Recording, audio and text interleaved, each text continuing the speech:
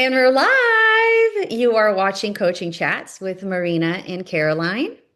I'm Marina Baranowski of the Coaching Marina. And I am Caroline Day from Safe Day to Change. How are you, my friend? Very well, my friend. How are you? I'm great. This is going to where I just thought about it now, on Women's International Week, right? Like, so March 8th is Women's International Day.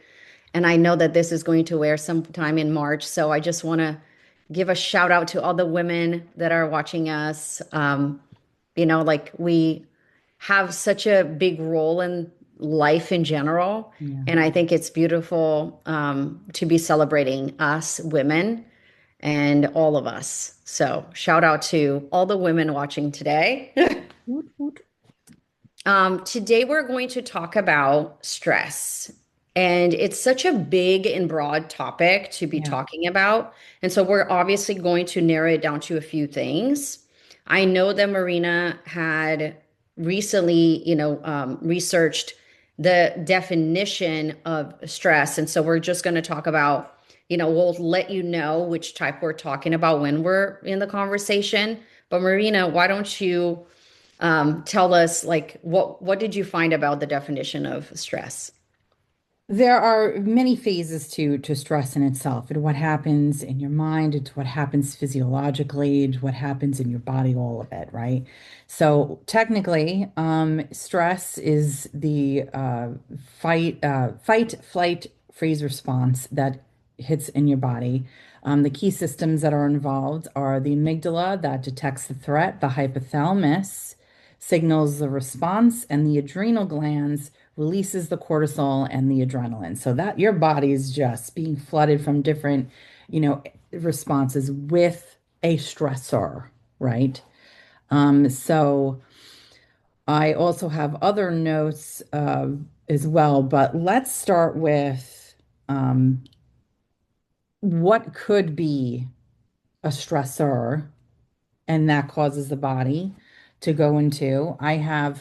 There are many sources where we can have this stress, whether it be information overload or financial pressure or work expectations or social comparison or lack of downtime. So there's many different ways that you could be stressed in your body and in your mind.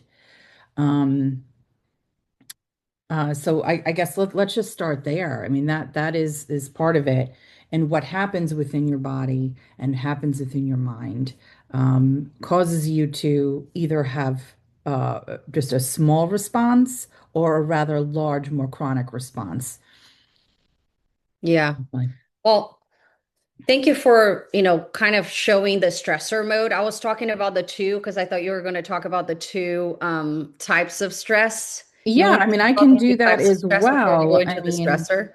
Because there I thought that are that was interesting. And I don't know if everybody knows. no, it's very true. So, Kelly McGonigal wrote a book called the Upside of Stress.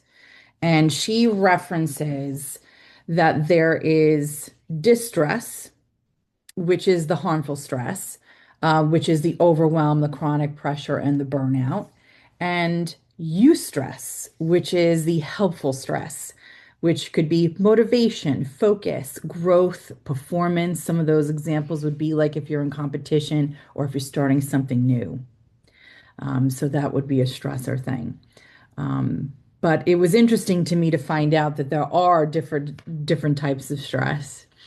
Would you Yeah, no, agree? there's definitely different types, right? Like there's the good stress, which is the stress that, for example, we exert in our body in order to create habits, right? When we start a new habit, there are actually good stressors that comes in, right? Because we have to retrain our body. And so, even like the simple waking up in the morning, starting something new, like, that type of uncertainty is the good stress because it motivates you, Yeah. right? Because it actually has a really positive outcome. You're looking forward to the result. So that's that stressor, which is called a eustress, which is EU and then stress, right? Yeah. Yeah. Eustress. And then there's the distress, which is distress Bad is all stress. of those stressful situations that actually cause harm, either physical or psychological, social harm. Mm. right? It's the ones that actually takes people down a rabbit hole, takes people down into all of their feelings, and now they have to kind of handle it in a different way because it doesn't necessarily is good for either their mind or their body. Yeah. So so thank you for, starting with that because we're gonna talk more about distress than we're going to talk about Right. eustress. Eustress is good, right? Eustress is needed. I think it's important to know the difference because sometimes people also, as soon as they see, any type of stressor, they immediately can go, like because our body is always scanning for evidence or what we've seen before or what we've told, what we learned, and it tries to anticipate the future. If you see a stressor, some people might immediately see it as a threat, right? And then your body goes into survival mode, which you talked about it earlier. But it's important to know the difference between the two. Is it really a eustress or is it a distress that is happening right now? And so that's what we're going to focus on today is really like learning about the body, learning about what it means to be stressed, and if that stressful situation, moment, occasion is actually going to have a good outcome, or you can change the perspective so that it will have a good outcome or not. So, thank you for starting. That's great. And No then you said problem. you're going to talk about the stressors. So, you did give us some signs, right? Like what you read were really just signs or stressors that people normally have in relation to their regular lives, Yeah. right? What I heard were just, everyday life stressors. Yes, I wrote down a list of a few. So some physical signs. All right, we'll start with some physical signs of stress. So that would be headaches or tight shoulders, digestive problems, poor sleep, brain fog, irritability, fatigue. Fatigue hits me hard. Fatigue has been a Why? big Why one that? for Why is me. that? I believe that my body and my mind in itself is really just on working on overtime um, to try to regulate. Mm, And because of that, it makes me very, very tired. So when I feel myself getting very tired, very fatigued, it is an indication, it's a sign to me that I need to take a pause and I need to rest. And that may look like sitting and reading a book. It may look like just taking a 10-minute nap. It may be meditating. It may be I have to start looking into what my body needs at that particular moment. Is it a mm, lot or is it sleep? Do I need full sleep? So I have to be very careful, especially as I get older, to take the signs and start really looking into what it is that I need when I become stressed. very interesting. I mean, it's interesting the list too, right? Because when you hear that list, that could have been anything, right? Like when you think of headache, digestion situations, you're thinking that could have been anything, Mm. right? That could have been an actual disease. That could have been, you ate something. Yeah, it's Could have easily been, explained away. yeah. So it's so hard to understand sometimes the signs because the signs shows up for various things that happens with us, right? Sometimes just a lack of sleep will give us headache. Sometimes, and so all of these stressors will give you these signs, but it's very hard to distinguish what it is that you're going through because that's the same signs for various different things, which is why a lot of doctors say when you're feeling a certain way, don't Google it, because it could be, very serious situations that will have that sign and very mild cases that will have the same sign. And so they say, no, let's just, always come here. Don't try to Google what your symptoms Right. are, what your signs are, because it varies for each person. And the signs and the symptoms are very similar for various things. But let's Definitely. talk a little bit more about stress, right? Why does stress come up in the first place? So stress means your body is not familiar, right? It's something unfamiliar with it. It's something or something out of function. So every cell, every system in your body is already designed to function a certain way. When when something different happens, the reaction to what is unknown is a stressor, right? That whether that's good or bad, Right. because it's something unfamiliar to the body, right? And so that's a stressor. So let's talk about that because you did talk about fatigue. So give me an example of something that you would notice or a stressor that actually happened that you saw that you had fatigue and you knew it was due to something. So A how can lot of this you? is more of like the when I'm dealing with chronic.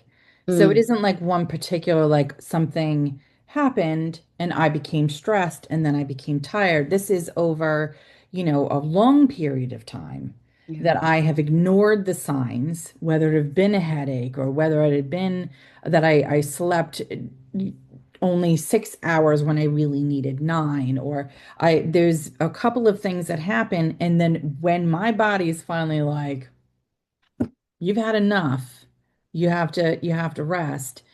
It is more present now as I age, unfortunately, than it was before.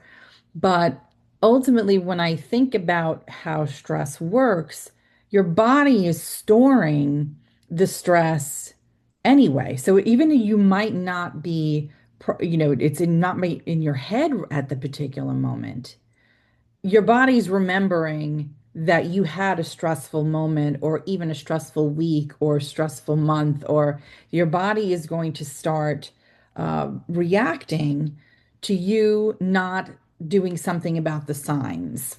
When I think about my own stressors, I think about it in a way that is saying, pay attention to me. If there's, I'm here. Hello. What I'm trying to tell you something, do something.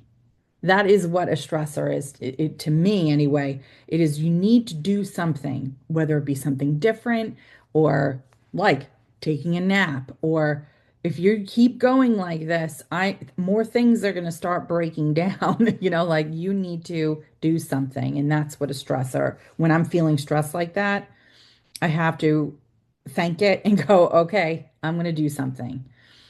I love that you touched on that. So let's talk about that a little bit because that's what Yeah. most people do, right?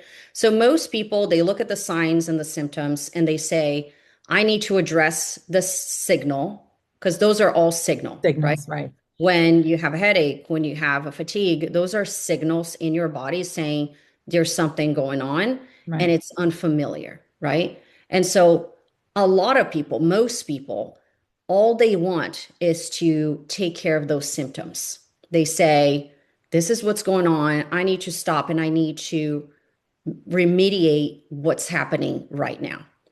And that is something that I love to talk to my clients about because everybody was taught that that was the way to do it, right? Like we are sick, we take medicine and we feel better.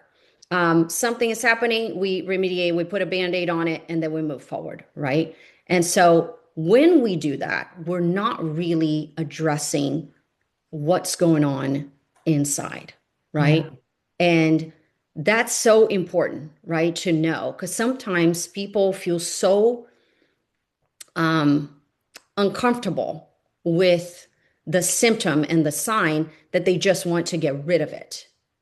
But if you don't address the root cause, you might address the symptom and that will go away for a week, like you said, or it will go away for a month, but you will come back because you haven't addressed the root cause. So let's talk about the root problem that causes the stress, Oh, shall I we? love that you went here. Okay, so here we have the root. Oh, well, this is what happens in just to touch on this medical thing, right? You have a headache, you take a Tylenol. You're just putting band-aids on things instead of really assessing what is happening within your life that is causing this stress. So yes, I listed out a whole bunch of things, but if you're constantly having digestive issues, or if you're constantly having, headaches, or that everything is all tense, and you taking medication only helps for a little bit, but it keeps coming back, that means that the root cause has not been addressed. So, so your question really is what, like, how to move forward with it. You know, I guess it comes to this. It comes to starting with awareness that most people will get used to anything, and they Mm, will just keep going, and it's now becomes a part of their life. So if they're always having headaches, or they're always having pain, if they're always having, they'll just go, you know what, I'm just going to take this and I'm just going to keep going and keep doing what I'm doing instead of addressing the issues. In this fast-paced world, this is what we do. We just keep putting band-aids on things. yeah. And we start, because it happens so constantly, like you said, people start identifying themselves Yeah, with symptoms. They say, "Oh, I just have headache since I was very little. right, Oh, I've always had stomach issues. It's just right, part of who I am." It becomes their identity because they haven't fixed the root cause. And so because it happens so constantly, the body learned, this maybe is who I am, instead of really having addressed, if I can change or not.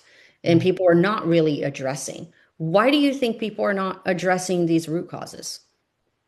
I think for the most part, and especially when people come to me, they're so used to their life being the way that it is, it almost becomes a comfort blanket, that they're used to everything. Everything has become a habit. All the good stuff and the bad stuff has now become just how they operate through their life. And any changes whatsoever to it, even if it is a good one, is disrupting their world. It is disrupting the foundation that they're standing on. And if they do something different, who knows if that next step is going to have solid footing. So they're very nervous about taking steps forward, even if it is for the good for themselves. Yeah. Yeah. They are afraid because it's unknown. Unknown, yes. Yeah. So everything that's unknown and it's not familiar to the body, it's not familiar to what you have seen before.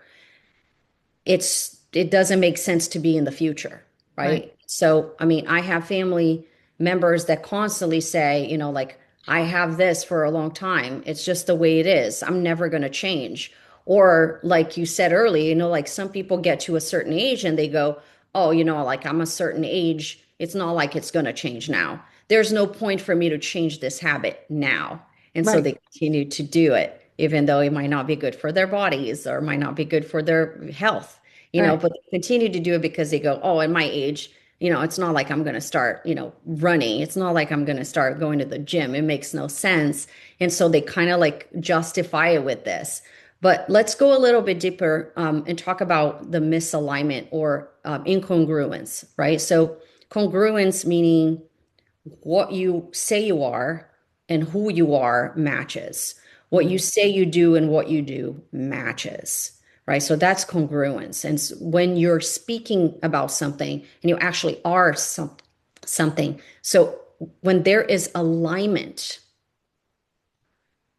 there is a lot more confidence in it, right? So when there is misalignment, you want to be something, but you're not it yet, or you think that you're not able to get there.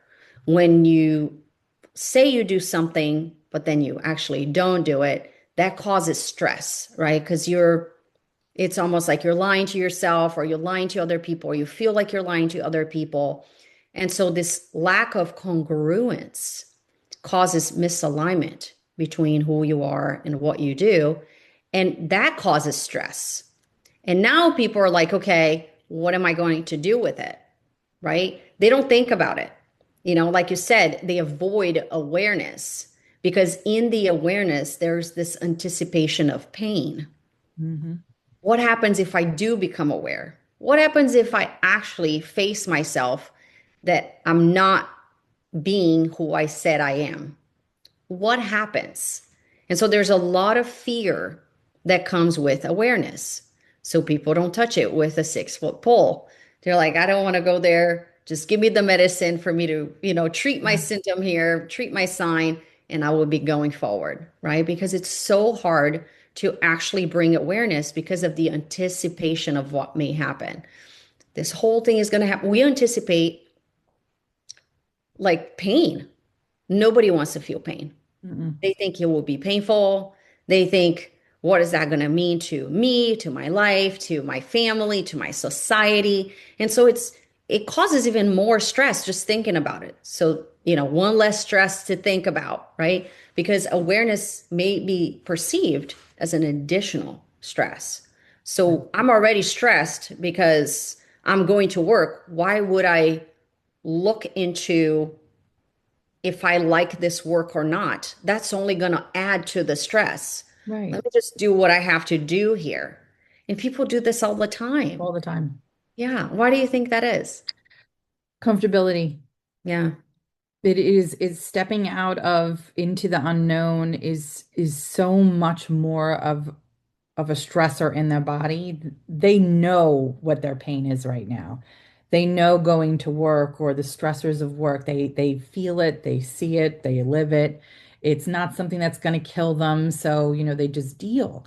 But what if they go and do something different? What if they choose that they don't want to do what they're doing anymore from a work perspective? Just the mere thought of that and what would need to be done to comprise to shift your whole life like that is too great of a risk and too great of a possible pain. What if I fail? What if fear of the unknown, all of it, that they may as well just stay in the shell that they're in right now because that's the pain that they know. And Right. that goes for other things too. So for example, like even from a medical standpoint, you have a lot of problems, some things that are wrong with you. The thought of you having something severe if you keep thinking that you might have something severe wrong with you, but you're afraid to find out what's going on, and so you stay in the spot that you're in, you know that you're uncomfortable, you know you're having distress or problems in your body, but the thought of actually going to find out what's wrong is too great of a stress. And what if it is? That fear of the unknown is too much. So you stay within the space that you're in. And it's unfortunate, but this is kind of how our world runs right now. The society runs right now. It is Yeah. not an easy thing to step out. Yeah. And so what do you think that they need to know about awareness that will drive them to at least explore it, to have curiosity about it? We're bombarded with information, and I think this is part of the issue is that um, there's too much information. So by maybe removing some of that information or focusing specifically on what it is that you want to address. Let's pinpoint a focus instead of it being so huge, instead of looking at it from the huge mountain that it is. Let's focus on one particular thing that you are having an issue with. Mm, So, let's just say there's a person at work that you're having an issue with that is causing that stress. What can be done there? How can that be addressed individually? Maybe that will reduce just slightly enough of the stress so you can start focusing on other smaller things. that's perfect. Thank you for that example. That's so good because sometimes the biggest problem too is people think that they have to solve everything Everything. Yeah, because they have accumulated all of these stressors. right, They think if I have to fix something, then I'll have to fix all of it.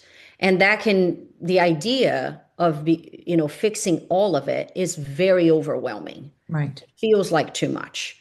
And I feel like it's such a great example what you gave is because we have so much information, but curating the information, right? Filtering the information, separating the information so that you can actually do it just one thing at a time.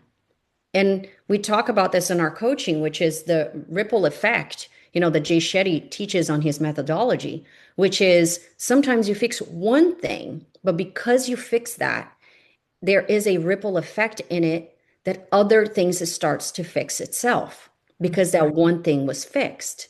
And so that is a great way to start is you don't have to fix everything. Separate what is the maybe the biggest challenge for you. What's the biggest problem right now? What's keeping you up at night right now?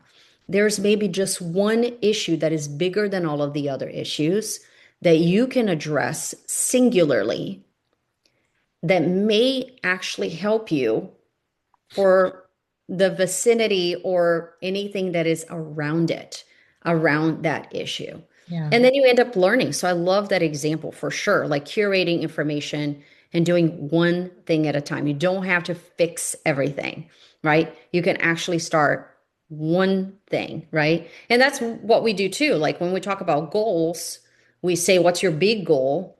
But then we separate it into really, really small tasks that Right. are doable.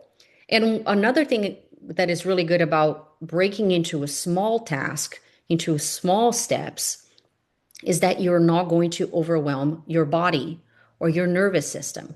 You have to tell your body or train your body in your system to do a small thing that won't kill you because your body's trying to survive, right?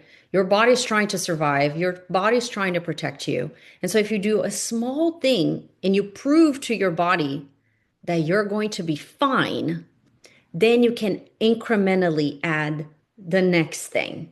And then you add the next thing, and then your body understands that you're safe, that you're not going to die from it. Then you can add another thing. So It's the it's little great. training that you're doing. So instead of it being, you know, 50 pounds, how about 1 pound? Like let's start with one small thing, then your body starts getting used to action. Because right now, when you're in an action so long and you just deal with the things that are around you, your body gets used to it when you start picking up those little things. And it could be start small. I mean, to if you start large and you can do a large item, phenomenal, fantastic. But sometimes it takes one little thing for your body to go, you know what? And your mind to go, I could do this. Yeah, I can get absolutely. through this list. Yeah. Another point that I think is very interesting that you mentioned, because sometimes when we say one thing at a time, that even one thing can be very overwhelming. And Mm, the example you just gave is beautiful. So let's say that somebody has lots of stressors in different areas of their lives. They're having problems maybe in their career, in their relationship, in their health, in their environment, or whatnot, right? And let's say that they have picked just one because they heard start small. And mm. so they start with one, and let's say that they're going to start with health. And then they go to the doctor's office, and the doctor's office says, you have to lose 50 pounds.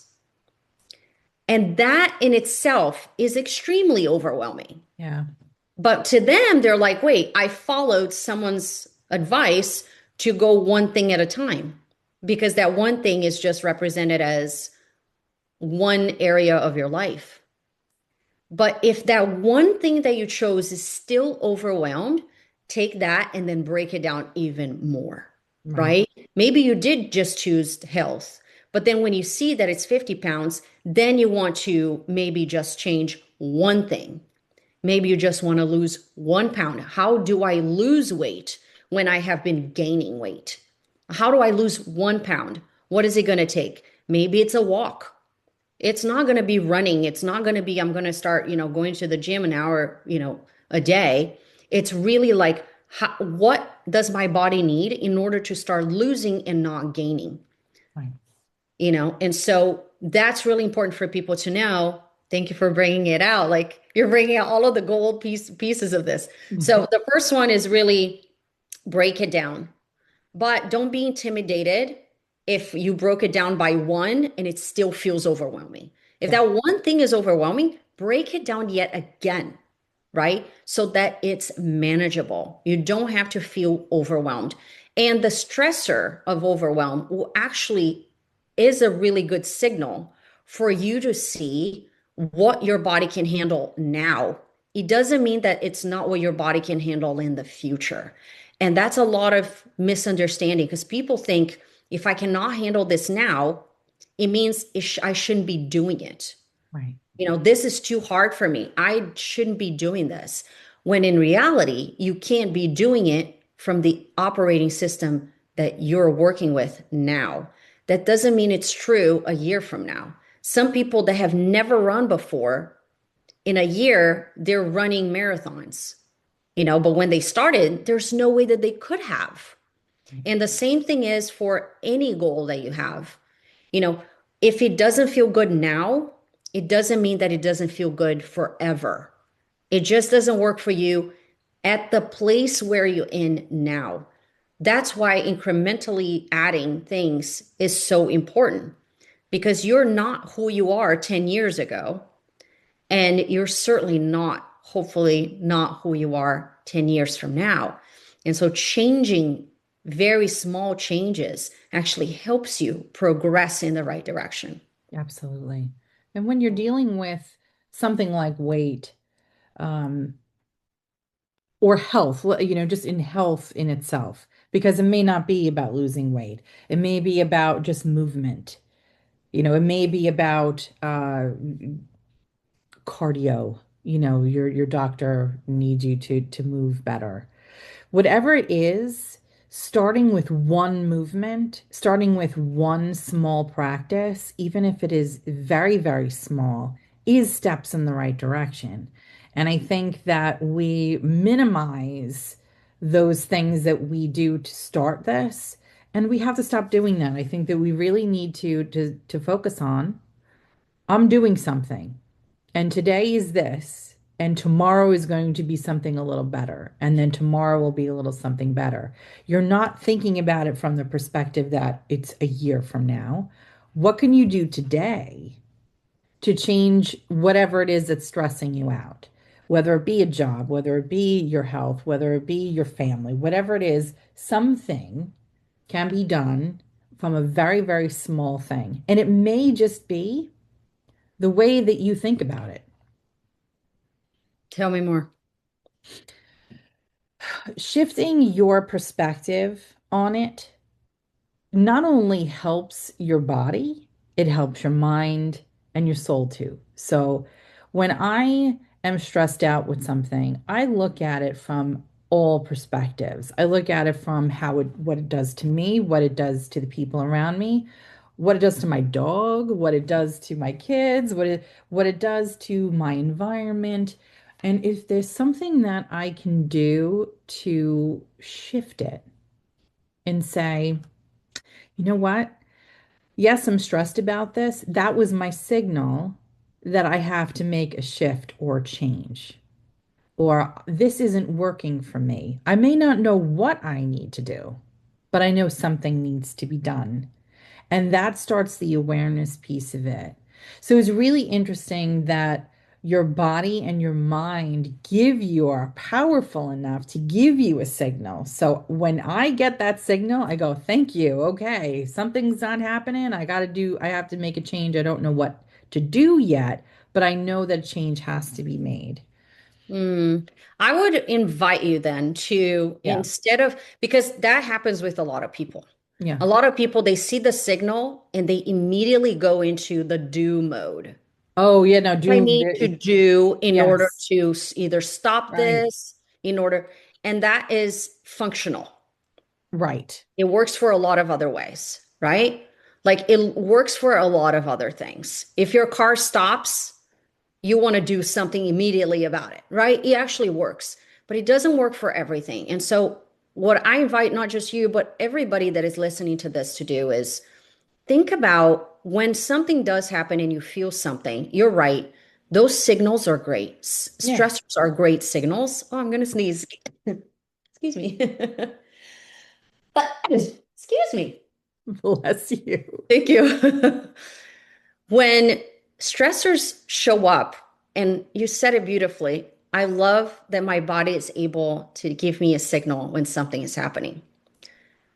I would at least invite you to be curious first.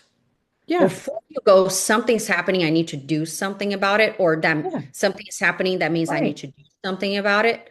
Make sure that at least you understand why that is happening. And the reason why I invite you to do that is because sometimes it doesn't need to be a do. It needs to be an understanding of why. Because if you do something too fast, then when it appears, your body is getting trained to do something immediately. And that's how people get caught in becoming something acute from chronic. Yeah. Because now, when it happens and you do something about it immediately, your body is training. Okay, if this happens, I do this. If this happens, I do this. If this happens, I do this. But if you start changing that pattern and you go, why do I feel that? Why do I feel this stressor? Why is my body responding to this situation, to this behavior? What am I telling myself about the situation that is giving me a signal? Because that is really where the awareness comes from. It's when you stop doing and you start your pause. Yeah. You start using your conscious to stop what you're doing and start observing what you're doing. And that's really the awareness is when you stop doing and you start observing. When you observe what's in front of you. This happened and I feel like leaving and I feel like I need a break. Instead of just going and taking a break, asking yourself, why do I feel this way? Do I feel this way all the time? Is this the first time that I feel this way about this situation? Why is my body telling me this right now? Because when you're curious about what's going on with you, that's when you stop the pattern, Yeah. right? When you continue to do and that's for a lot of people, right? Like they're on the go, something happened, they go, "Oh, I feel this, I need to go and do something else."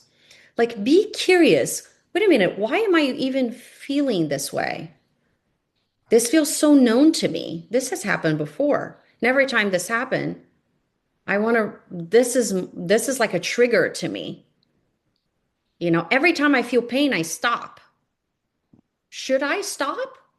Like or like question what you're doing in the moment before you do anything Yeah. because that's where you're really going to have awareness. And it's so hard to even begin the awareness process. But once you start adding questions as to why am I doing this? Why did I feel like doing this? Is this true to me? Is it true that I'm really tired? Or I'm stopping every time that I feel an obstacle? Is it true that I need, rest at this moment? And that's not to say that you don't or that you do, Right. Right. but just questioning in the moment when you feel the trigger in your body is a point, an inflection point, a point of awareness, a point that you can actually change things. Absolutely love that. It's the pause, right? And we need that pause for that self-reflection and the curiosity, because that is where the questions come from. That's when you go, why am I feeling the way I'm feeling? What am I feeling? The all of that. You figure out within that pause what's happening before any actions are done. Because you may think of an action, but might not be the actual action that needs to be done at that particular moment. Without the pause to assess the whole thing, then you can move forward with confidence that you're actually doing something about it instead of just throwing knives at it and just try to see, just throwing things at it to see if it'll work. Well, if you don't Really. have that pause, think about it. If you don't have that pause, then your next action is going to be based on the past. Oh yeah, It's right. going to be based on any evidence you've had before. If you don't pause, you're just going to do what your body is predicting that you should do.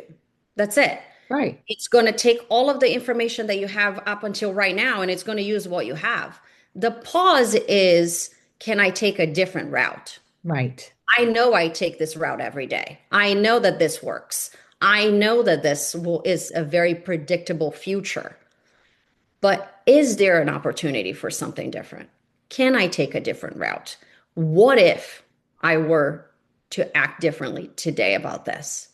And that is the point of awareness right there. When you use intention, when you use your conscious to make a different outcome Yeah. intentionally, that it's not just your predictable future, based on your past, that's when things change. Yeah. You start using consciousness Right. to make your decisions as opposed to just That's what you're going to beautiful. do. And that pause really is what stops and signals to your body and your brain that you are ready to get yourself out of that stress or that chronic stress. Because if you're doing the same thing over and over again in response to the same stress, you stay in the same spot.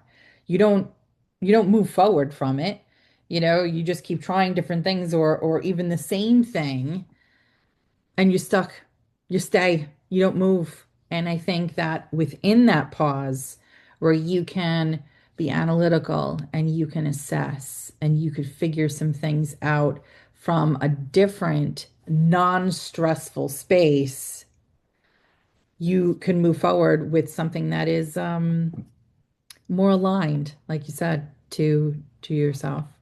Yeah. But what if, like a lot of people say that, right?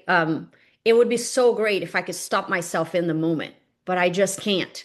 Because when it's in the moment, like the stressor has already triggered my entire body and I'm immediately reacting out of Right. survival mode.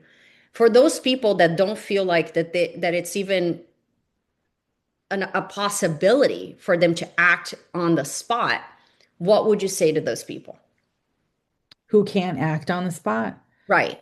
Like I can't stop and think about what I'm going to do next. It was impulsive. Like I Well, knew what I yeah. needed to do. If you're in the middle of something and trying to regulate, let's just say your body at this particular moment, you're in the middle of a stressor, so your mind's going, your breath is labored, you're stressing out, just your whole body is. What I have found very, very helpful for myself and for some of my clients is just doing something very simple. And this is a breathing technique, which is sharply breathing in twice into your nose and slowly letting out the breath for as long as you can draw it out.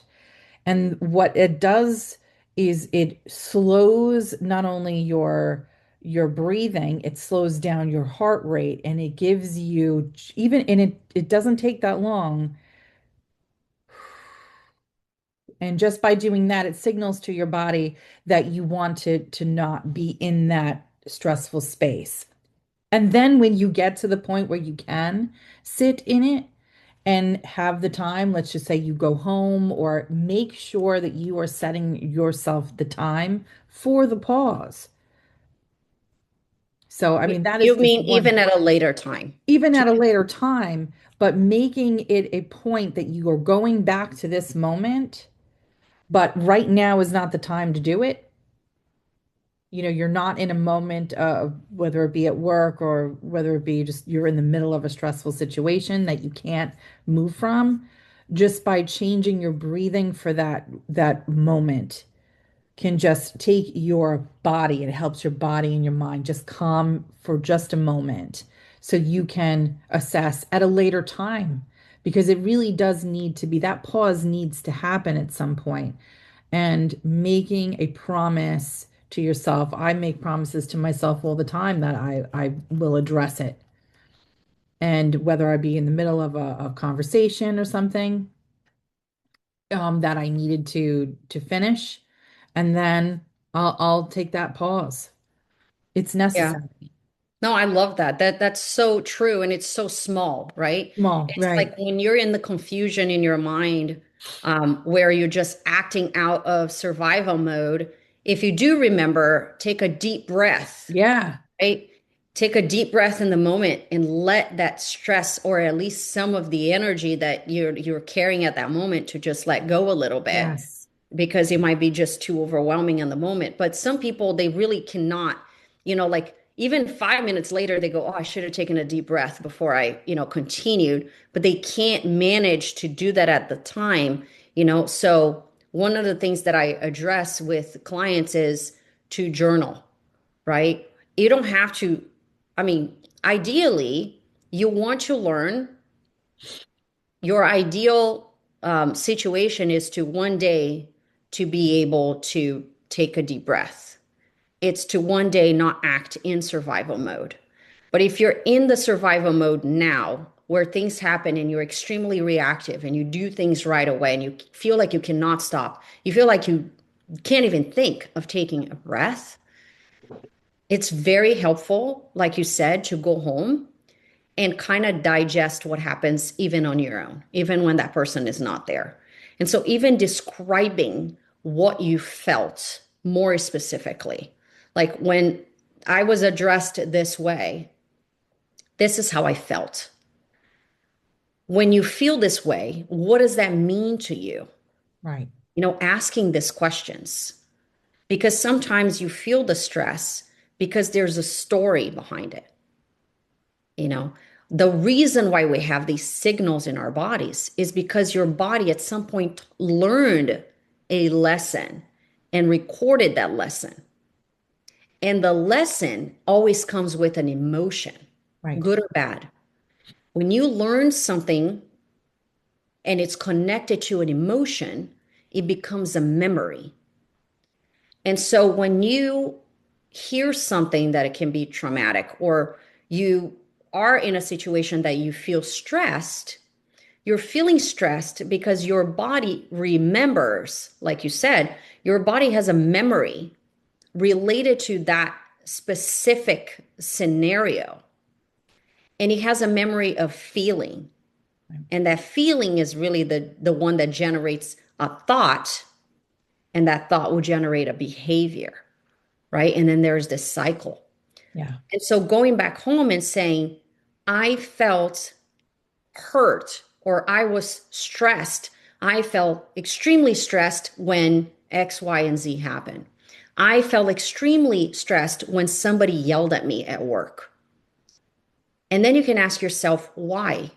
Why do you feel stressed when somebody yells at you? Because I feel disrespected, because I feel like I'm not heard. Is that true? Why do you feel like you're not heard? When did you not feel heard? How does that make you feel when you're not heard? It makes me feel worthless. It makes me Right. feel less than. And Right. so, kind of breaking down what happened in the moment that causes the stress and what is really happening. Consciously, you're just bringing more and more awareness to the situation. Like if I were to relive this situation tomorrow, how would I handle it? Can the person actually cause the stress, or is my memory of this causing me stress? Is what the person is doing to me causing me the stress, or is it what I'm telling myself that I am when I hear this that is causing me the stress? And by doing an exercise like that, you now have the awareness that when it happens again, you can go, I did this exercise. I know it's being triggered within me. I'm not going to react that way because it isn't. Their reactions are causing this feeling in me. Well, I don't have to react in that same way anymore because now I know what this really is. Well, we have to go deeper, right? Because Deeper. I mean, it takes some remember, time to go through that for yeah, sure. because awareness just brings us insight, Yeah. and insight is not solution, right? Even if you do this exercise, it's not related to the action afterwards, right? But this is the very first step. Awareness is the very first step. What is happening to my body? What Right. am I telling myself that is causing me this stress? What am I doing that is causing this stress in my body? And then once you do that, you have to investigate if that is something that you want to keep or if Right. that's something that you want to let go of. And how you're going to move forward with it needs to be a training before you're in the moment. Yeah. Just like you need to learn how to drive before you take the wheel, you need to learn how to react before you go into the situation that you may react differently. And so it takes training, it takes rehearsal sometimes in order for you to change that stressor. You need to change your relationship with that stressor before it happens because it's much easier to handle it if you're doing it little by little. If you're Right. actually understanding what the stressor is, if you're telling yourself and training yourself how to react next time, if you're really understanding what is going to happen, what's that one step? What is one phrase I can tell myself when I hear this, you know? And then you can take it with you the next time. Yeah. Because remember, insight is not action. And that's another thing too about coaching that people don't understand. Most people think, oh, I'm going to go to a coach and they're going to tell me, they're going to bring all of this awareness Right. and then I don't know what to do with it, right? There has to be integration. And that's a huge gap between awareness and action is really how am I going to integrate this, knowing my stress. And now I know how that, and now I know that it is a stress in the first place, because awareness is just knowing, indeed, it is a stress. That doesn't do anything, you know?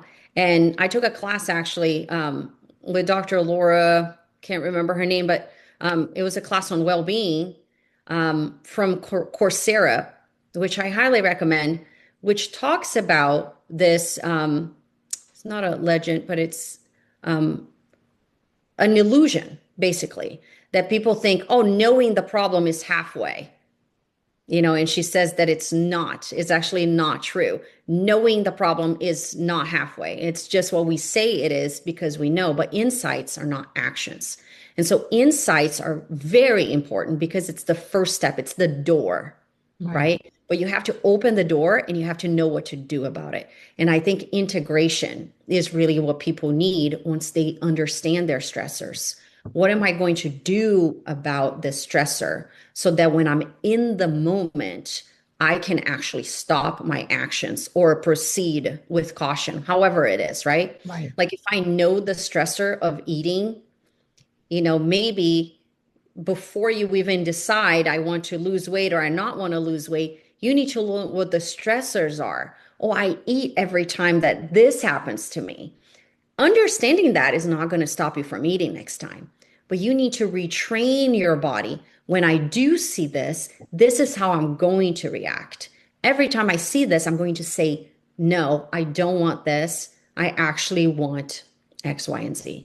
And so that when you see that, it's now connected to what you have trained your body to do. So integration is something that not a lot of people talk about when we're talking about awareness. And I And I think love that's that you bring that up. And I think it is very, very important because that yeah, integration is a key point, and especially in our coaching. yeah, Because you're right, within the awareness, that's one thing. There is something unbelievable that happens when you do become aware. The possibilities are now in front of you. The choices that can be made now become clearer. And that is what we do in our coaching is we are able to dig through all of that and say, what are some things that you can do instead of? And it is interesting because sometimes it really is, it could be something very simple as I'm going to ignore that, and because that's not something that's healthy for me, or I'm going to have a different reaction to something, whether it be at work or, and the example of the diet, right? Why are you dieting? You need to lose weight because why? Okay, it's a health thing. And then when you start opening up the door to why are you having cookies at 11 o'clock at night? What is that doing for you? You know? And is it something that you can work through and practice not doing? Because you yeah. know you don't want to, but what can you do and what tools you can do in order to not do this? So, yeah, absolutely. It is all a matter of practice. And I love that They Yeah. I want to go back to what you said really quick because you said once you have awareness, it becomes more clear on how the path is. Yeah. Well, That has not been no, I don't mean like the the path, but that there's possibility. Yeah, but I have had experiences, Marina, with some of my clients where they truly did not know the next path. There are Yeah. people that once they become extremely aware of what's going on, and you say, like, what are the options? They go, I don't know. I honestly don't know. I don't know where to go from here. So no, it's actually not, sometimes it's not clear at all, even when you do become aware that it's an issue or that it's a stressor or that you've had this forever and you didn't even know that you had it and it's a stress and you don't know what to do with it. Once you know, it's actually, I see a lot of people panicking about it because they Oh, feel absolutely. like there Yeah. is no choice. They don't see the path clear. And I think that's why it's so important sometimes to ask for people like us, for professionals, to expand their awareness. Sometimes Right. you really have to lead people in the possibilities that they are because they don't Right. see possibilities. Actually they feel more stuck when they see awareness because now it's almost like it's so raw. They can see so much in front of them and they don't see a path. Like now that I have all of this information, where do I What do I go do from with it? here? Yeah, and Sometimes being it actually able to be a hurts. guide to that and being Yeah. able to be the travel guide, so to speak, to go Yeah. through. Let's go through all of what's in front of you. Yes, Right. it seems overwhelming and it seems like there's now that you have all this information, what do you do with it? Let's explore. Let's Right. walk around. Let's poke Yeah. at things a little bit and see where it goes. Yeah. But that in itself can be a stressor, is all I'm saying. Yeah, Sometimes for the path sure. is not clearer. Sometimes the path is even more stressful because now it's like, wow, I had no idea I had this. Yeah, I had this stress, which I knew about the stress, but I didn't know that I had maybe even this condition, or I didn't know that I had this pattern because it was so ingrained. It was so automatic to me that I didn't know I had it. Now, not only I have to address the stress that I came to you for, now I yeah. have to address this pattern that I just learned, Right, right, right. and so it's like a lot for people, you know what I mean? But then again, it goes back to what you said earlier. We don't have to do everything at once. No, We no. don't. I think you're right. We have to first celebrate that there's awareness, celebrate that you got here, that it's a mountain sometimes just to get to awareness. And so celebrate that, that accomplishment Yes, because absolutely. it might feel like it's small, but it's not. Some people will never gain awareness about where they are in life.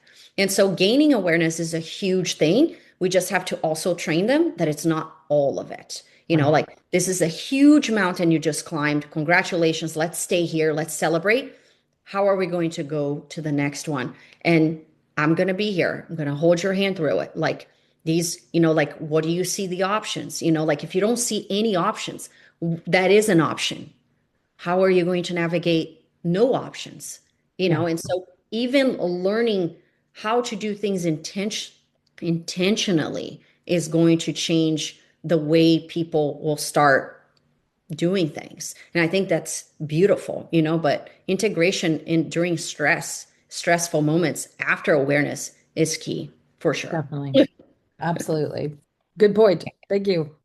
Um, so what can we do from here? Now you've pinpointed it. We're having integration. Now what?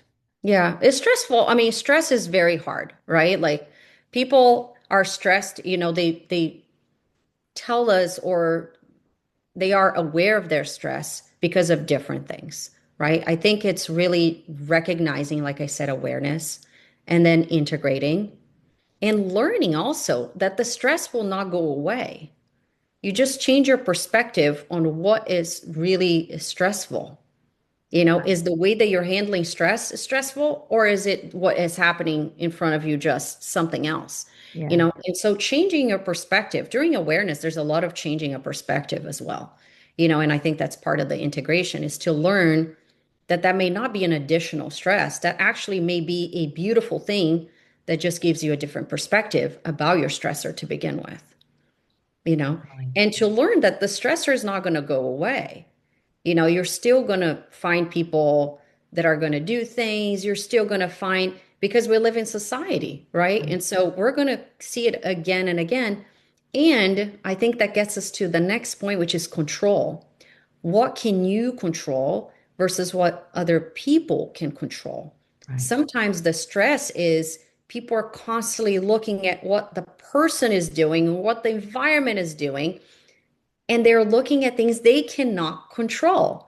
And that causes a lot of stress because they can't control it, and so they're looking at it Mm. and they're like, this person keeps on doing that and they have to change, or my boss keeps on doing that and that's not okay. He has to change.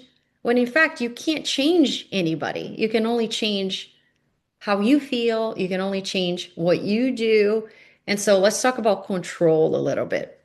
I love that because I immediately start thinking about Mel Robbins and the let them theory. Like that was immediately, you can't control anybody else. You can't. And even if you try manipulating, even if you try to, moving and shaking and kind of moving stuff around to try to create an outcome that you want, you can't change anybody or what it is that they do. So by taking a different perspective on it and saying, what can I do to regulate myself, to control the situation, to make things easier for myself, to change my surroundings if I need to have a conversation if I need to. You could make and be the change for yourself when it comes to all of those things.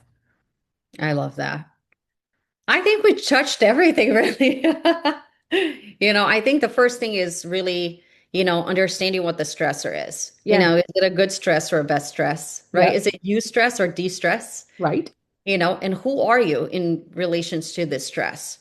Are you being controlled by it or can you take control over it? Right. Right? And if you can control, if it is within your ability to control the situation, what is it that you're going to do about it?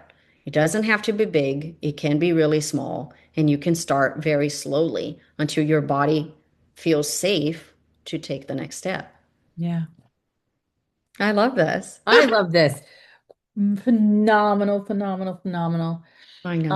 am not stressed at this particular moment with you. That's distressing you. Let's talk about that Stress. before we close. Okay. Let's talk about, one thing, because I did talk about integration and how we can train our body. Has there been anything that you have done to train your body to react a different way when you have a stress? Tell us a story. What did you do like to Yeah, change it? I mean, my whole life, there's always been one level or another of stress, right? And so, Mhm. but I had to come to a point where I needed to make sure that I treated myself properly.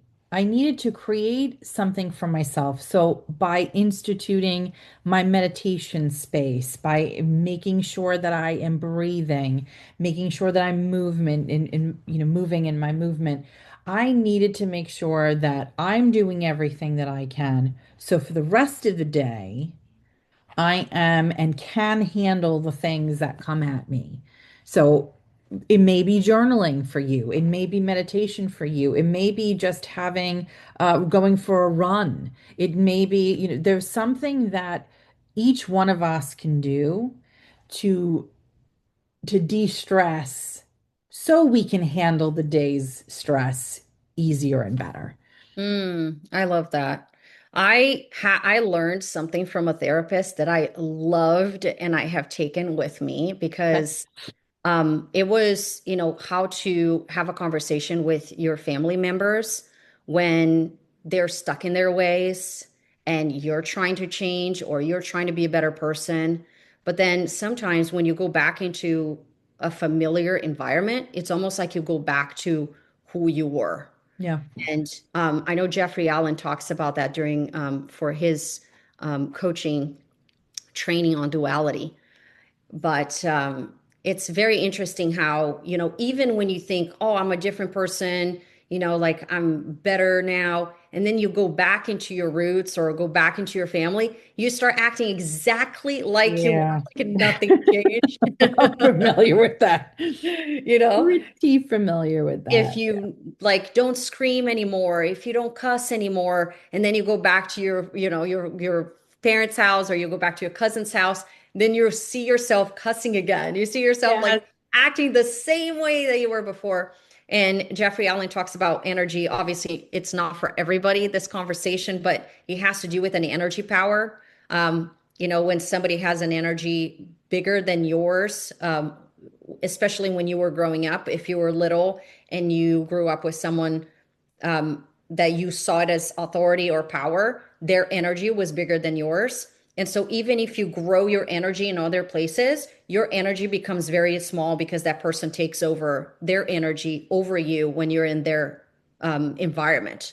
And I thought that was very interesting, which is why Very, I yes. feel like you're going 10 steps backwards when you go back to a familiar environment is because your energy changes in that environment. So it's not like you changed, it's just that your energy changes in the environment. And all of a sudden you become way more uh, perceptive to like being manipulated, et cetera, when you thought, oh, like, and so people feel discouraged sometimes, feeling like, oh, I thought I changed, but apparently not. But it's not it. It's just that that environment brought you back into the situation. So, anyways, No, it's I, good because I am huge on energy. Like that's what I'm like, it's like a big, big deal. And yeah, especially because I dealt with something very, very similar to that. I had to make sure that my energy was mine. And it takes practice and learning how to recognize what's your energy and what isn't yours. yeah. So when I have been able to do that, and now going into my family environments now, it's not even the same. Now I can enjoy everyone. Now I can be part of the group and enjoy everyone because I have now been able to learn what is my energy and what isn't. Oh, that's beautiful. But so the therapist was telling me how, when I was having a hard time having control of my own self, like having control of my narrative, having control of my thoughts, I was, coming back to her and saying, I can't seem to control myself when I'm in these environments. How can I change that? And I remember she gave me a tip as to when somebody starts saying the same old things that you've heard that now doesn't mean the same thing to you, Yes. for you to say it in your mind, oh, here she goes again, or oh, here he goes again. I'm not part of this conversation anymore. How happy I am right now to know that this is different than who I am now. Yeah. And so I remember, like, I thought it was so beautiful to train my mind to always say, oh, here she goes again, or here he goes again. I am no longer part of this narrative. Yeah. That's all I That is said. so And then when beautiful. I would Yeah. go to the places and the people would talk about this, things that, again, it was no longer my way of life, my decisions, I would always say, oh, here she goes again. Oh, here he goes again. And that really helped me. It was something so Yeah. small that I learned that I feel like it removes the stress because before I would be triggered by it, you know, I would maybe want to roll my eyes again, or I want to do something about it again, or maybe I want to control the situation again, and say it's not like that, or disagree with them, and then instead I learned a very simple way to stop me. It was just a little single, sentence to stop me from trying to do that because I wanted to change, because I wanted to do something different. And I thought that was great. That's beautiful. Thank you for sharing that. Yeah. So yeah, if you guys do know of other ways of, Yeah. triggering your stressors, let us know. We would love to learn more. We're going to leave the book that Marina mentioned earlier on Kelly. What was her last name? McGonagall. McGonagall. Yes. So that you guys can take a look at as well and Yeah. learn about the different types of Very stress. interesting stuff. Yeah. Well, thanks for meeting with me again. Mwah. Until next time, have a good week, guys.